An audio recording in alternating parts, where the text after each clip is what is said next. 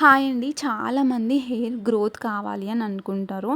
కానీ ఎన్నో ఖర్చు పెట్టి సీరమ్స్, హెయిర్ గ్రోత్ సీరమ్స్, లేదు అంటే హెయిర్ ఫాల్‌వి ఆయిల్స్, షాంపూస్ ఇవన్నీ వాడతారు కదా! ఇవన్నీ కాకుండా ఇంట్లోనే ఈజీగా చేసుకొని మనం హెయిర్‌కి అప్లై చేసుకున్నాం అనుకోండి, అది ఏదైనా సరే మంచిగా వర్క్ చేస్తాయి అనమాట. న్యాచురల్ రెమెడీసే.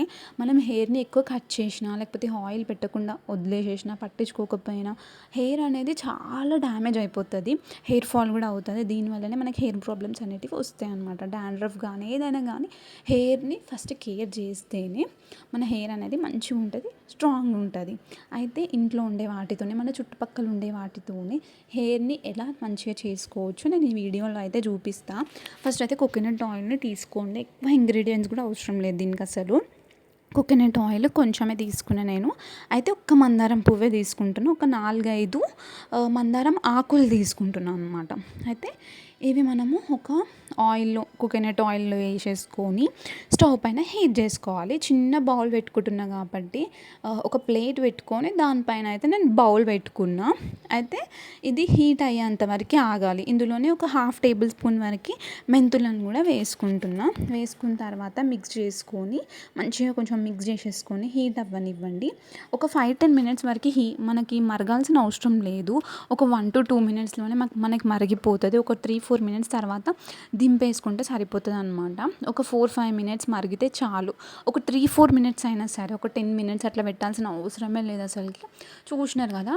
మంచిగా బాయిల్ అవుతున్నాయి లీవ్స్, అట్లనే మందారం పువ్వు, మెంతులు ఇవన్నీ కొంచెం అణిగిపోయినాయి. ఇంతకుముందు కంటే ఇప్పుడు అణిగిపోయి, అట్లనే మెంతులు కూడా కొంచెం బ్రౌన్ కలర్ వస్తే సరిపోతుందనమాట. ఇట్లా వచ్చిన తర్వాత మనము దింపేసేసుకోవాలి. ఇది మనము చల్లారినాక పెట్టుకోవడం కాదు.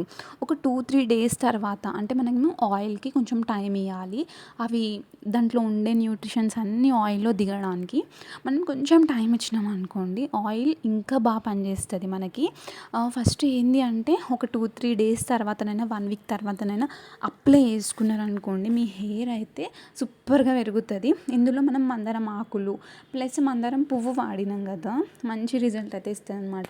ఇందులో విటమిన్ ఏ అండ్ సి ఉంటాయి.